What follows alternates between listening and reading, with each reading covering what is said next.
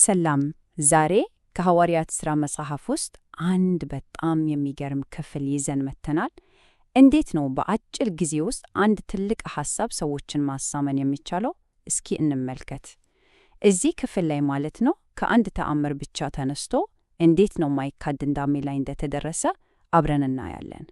መዳንም በሌላ በማንም የለም። ዋው! ይህ በጣም ትልቅ እና ቀጥተኛ አባባል ማደል። ግን ዝም ብሎ የተወራ ሐሳብ አይደለም። በቃ ከጀርባው ጠንካራ ምክንያት አለው። ተናጋሪው እዚህ ድምዳሜ ላይ ለመድረስ ማስረጃዎቹ እንዴት ነው ደረጃ በደረጃ የደረደረው? እስኪ አብረን እንይ። እንግዲህ ክፍል 1 የተሰጠው ማስረጃ። የሚገርመው ነገር ምን መሰላችሁ? የትልቅ ክርክር የሚጀምረው በከባድ ፍልስፍና ወይም በነጽንፍ ሐሳብ አይደለም። በፍጹም።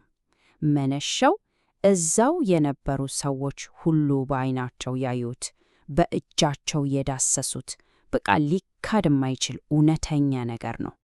በቃ አስቡት እስኪ፣ የክርክሩ ሁሉ መሰረት አንድ ሰው መፈወሱ ነው። ንድፈ ሐሳብ አይደለም፣ ክስተት ነው። ሕያው እና የሚንቀሳቀስ ማስረጃ ማለት እሱ ነው። ይህ ሰው ደህና ሆኖ ከፊታቸው ቆሟል እና ይህንን እውነት ማንም ሊክደው አይችልም። ስለዚህ ክርክሩ የተቀመጠው በጣም ጠንካራ በሆነ መሰረት ላይ ነው ማለት ነው። እና ይሄ ግልጽ የሆነ ፈውስ ወዲያውኑ አንድ ትልቅ ጥያቄ ያስነሳል። እሺ፣ ይሄ ነገር የተደረገው በማን ስም ነው? ይሄ ኃይል ከየት መጣ? የሚል ተናጋሪውም በቃ ይህን ጥያቄ ነው እንደ መሰላል ተጠቅሞ ክርክሩን ወደሚቀጥለው ነጥብ የሚያሻገረው። እሺ፣ ክፍል 2 የተገለጠው ማንነት። አሁን ማስረጃው ግልጽ ሆኗል። ስለዚህ የክርክሩ አቅጣጫ ይቀየራል። ጥያቄው ምን ተፈጠረ ከሚለው ወጥቶ ይሄንን ያደረገው ማን ነው ወደሚለው ዋና ጥያቄ ይገባል። እና መልሱ በቃ ምንም አይነት ማቅማማት የለውም። አሻሚ ነገር አይደለም። ተናጋሪው ምንም ጥርጣሬ እንዳይኖር በቀጥታ ስሙን ነው የሚጠቅሰው። ይህ የሆነው በናዝሬቱ በኢየሱስ ክርስቶስ ስም ነው ይላል። በጣም ግልጽ እና ቀጥተኛ መልስ። ከዛ ደግሞ ይሄ ንጽጽር ይመጣና በጣም ኃይለኛ ነው። በአንድ በኩል የሰዎች ሥራ አለ፣ እናንተ የሰከላችሁት ይላቸዋል። በሌላ በኩል ደግሞ የእግዚአብሔር ሥራ አለ፣ እግዚአብሔር ከሙታን ያስነሳው። ይሄ ማለት የሰው ልጅ ድርጊት በእግዚአብሔር ኃይል ሙሉ በሙሉ ተሽሯል።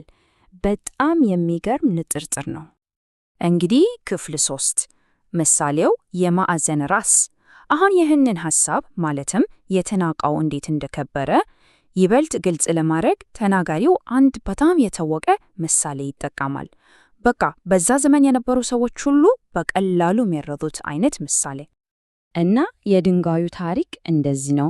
በጣም ቀላል ነው።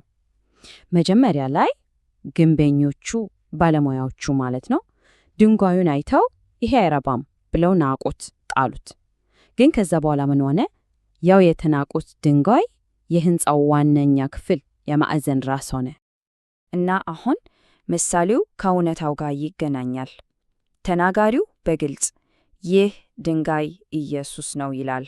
በቃ ግንበኞቹ የናቁት፣ ነገር ግን በእግዚአብሔር ዘንድ የህንፃው ሁሉ መሰረት የሆነው የማዕዘን ራስ እሱ ኢየሱስ ነው ማለት ነው። እንግዲህ ክፍል 4 የመጨረሻው ድምዳሜ። አሁን ሁሉም ነገር ቦታውን ይዟል አደል? መጀመሪያ ላይ ማስረጃውን አየን፣ ከዛ የኃይሉን ምንጭ ለየን፣ በመጨረሻም ምሳሌውን ተረዳን። አሁን ይህ ሁሉ ሲሰበሰብ ወዴት ያደርሰናል? ወደ አንድ ትልቅና የመጨረሻ ድምዳሜ ነም። መጀመሪያ ላይ ወደ ሰማነው ሐሳብ ተመልሰናል።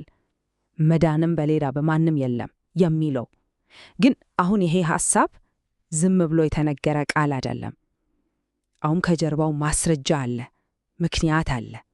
በደንብ ታንጾ የቀረበ ጠንካራ ድምዳሜ ነው። የድምዳሜው ዋና ነጥብ ልቡ ያለው እዚህ ላይ ነው። ይህ ስም ኃይል አለው ብቻ አይደለም የሚለው፣ ከዛ በላይ ነው። ይህ ስም ብቸኛው ነው የሚለው። ከሰማይ በታች የተሰጠ ብቸኛው ስም፣ ሌላ ምንም አማራጭ የለም፣ ሌላ ምንም መንገድ የለም። በጣም ወሳኝና ጠንካራ ነጥብ ነው። ስለዚህ የክርክሩን ፍሰት ስናየው በቃ በጣም ምክንያታዊ ነው። በስሜት ላይ የተመሰረተ አይደለም። መጀመሪያ ላይ ከሚታይ ከሚዳሰስ ማስረጃ ነው የተነሳው። ከተፈወሰው ሰው፣ ከዛ ወደ ኃይሉ ምንጭ ሄደ፣ የኢየሱስ ስም። ከዛ በሰው ሥራ እና በእግዚአብሔር ሥራ መካከል ያለውን ልዩነት አየን። በመቀጠል የተናቀው ድንጋይ የማዕዘን ራስ የሆነበትን ምሳሌ ተመለከትን እና ይህ ሁሉ ተደምሮ መዳን በዚህ ስም ብቻ ነው ወደሚለው ድምዳሜ ያመራን። ይህ ሁሉ ነገር እንግዲህ አንድ የመጨረሻ ጥያቄ ጋር ይተወናል። ይህ ከብዙ ዘመን በፊት ስለ ድነት የቀረበው ወሳኝ እና ፍጹም የሆነ ሐሳብ ዛሬ ላይ ለእኛ ምን ትርጉም አለው? በዘመናችንስ እንዴት ነው የሚሰማው?